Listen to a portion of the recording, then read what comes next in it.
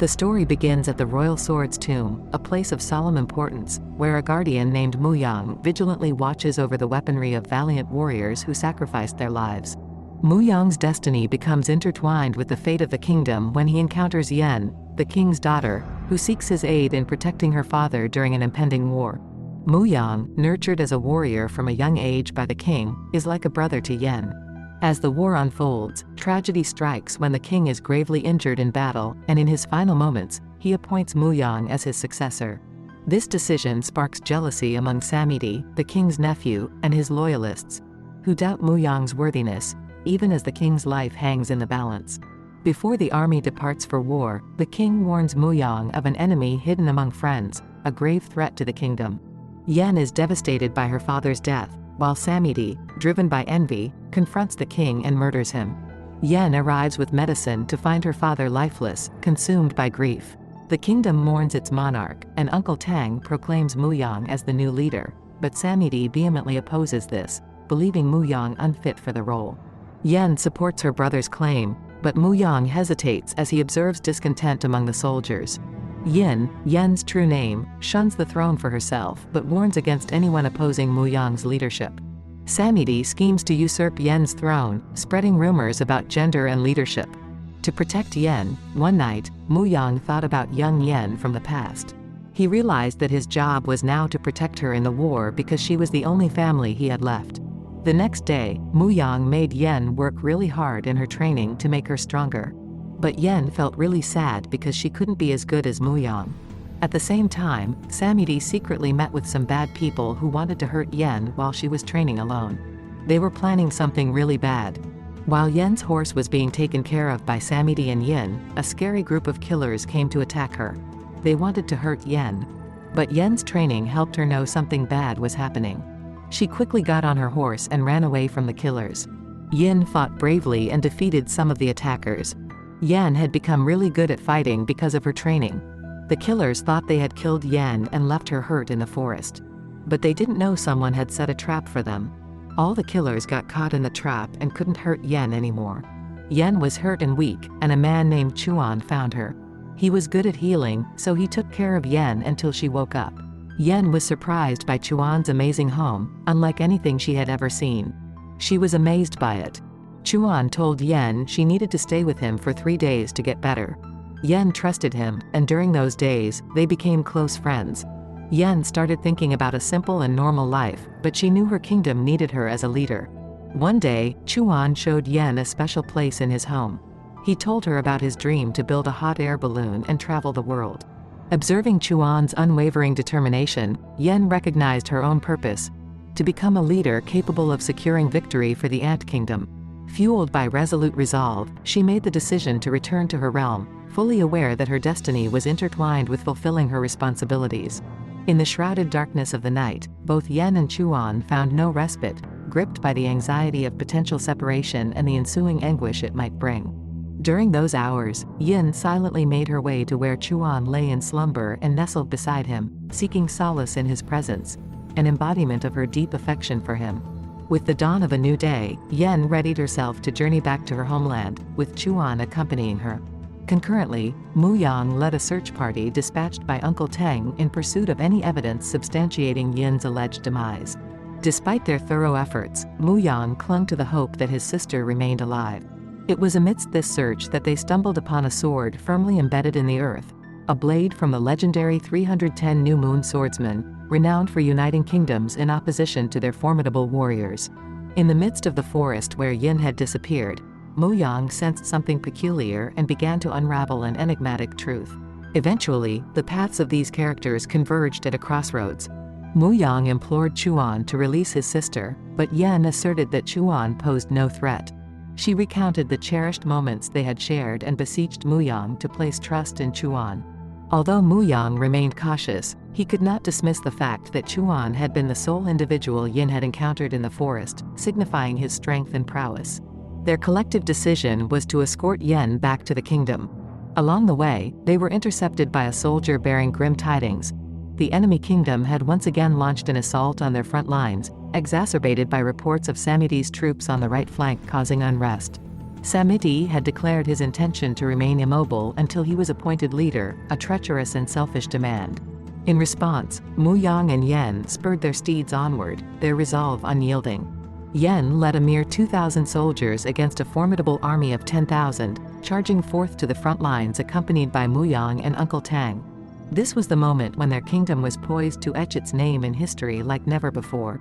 Amidst the relentless battle, the Yan kingdom faced dire circumstances. However, under Muyong's valiant leadership, the wounded soldiers managed to secure safety. The enemy kingdoms harbored certainty of their impending victory, oblivious to Yin's ingenious strategy. Yin ventured alone into a forest, luring the overconfident enemy king and his forces into a meticulously laid trap. Suddenly, the Yan royal troops concealed within the forest launched a surprise attack, catching the enemy off guard.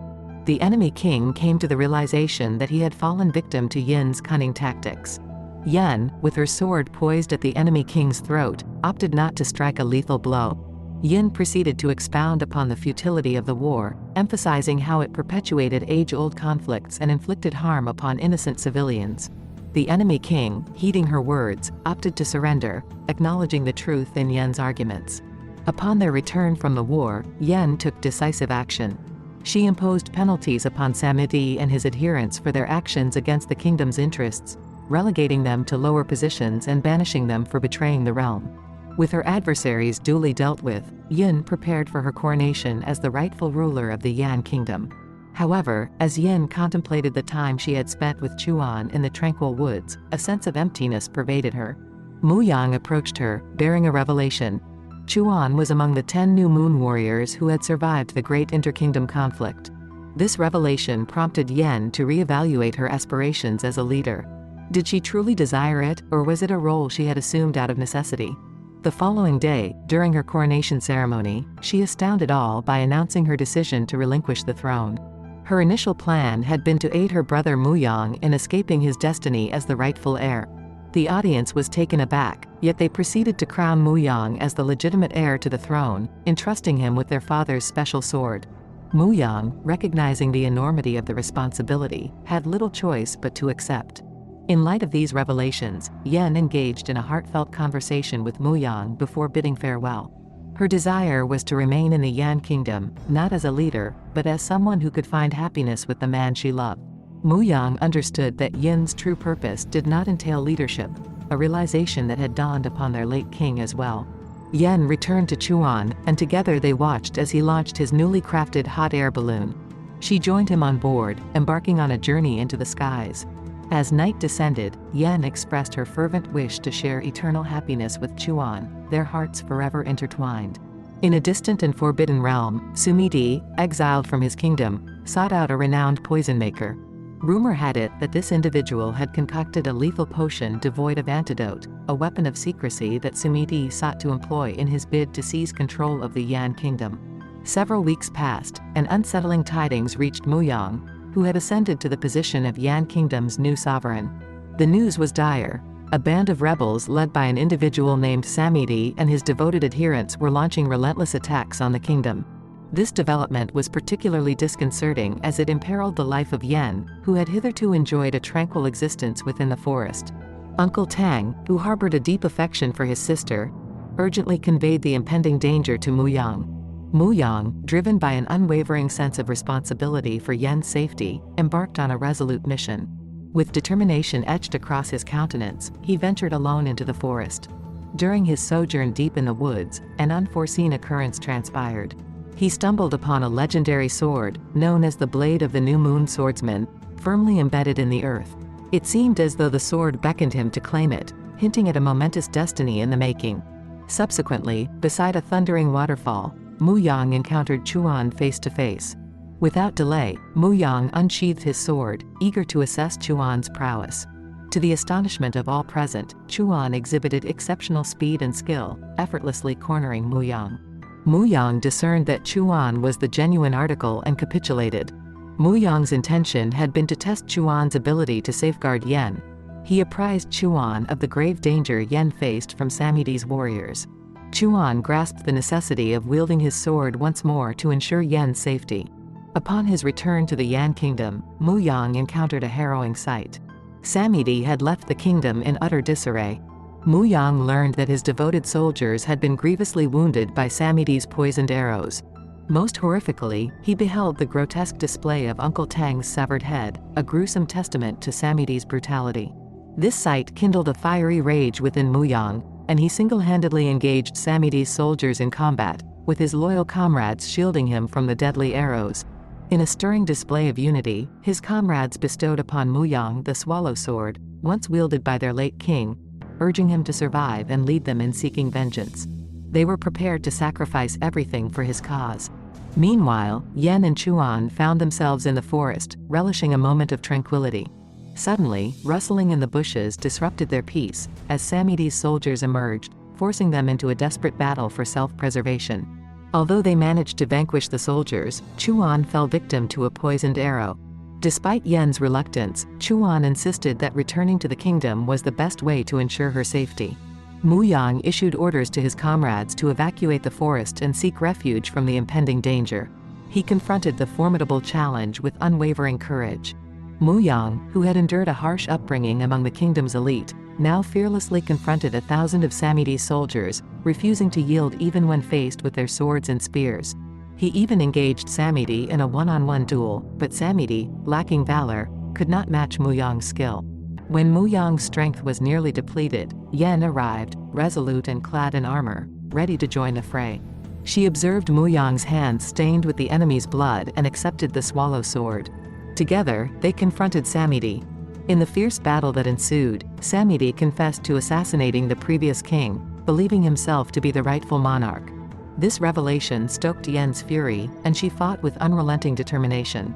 Samedi proved no match for Yen's prowess, and she ultimately defeated him by thrusting a sharp object into his chest. Witnessing their leader's defeat, Samedi's warriors surrendered and pledged their loyalty to Yen. With Samedi vanquished, Yen ascended as the true ruler.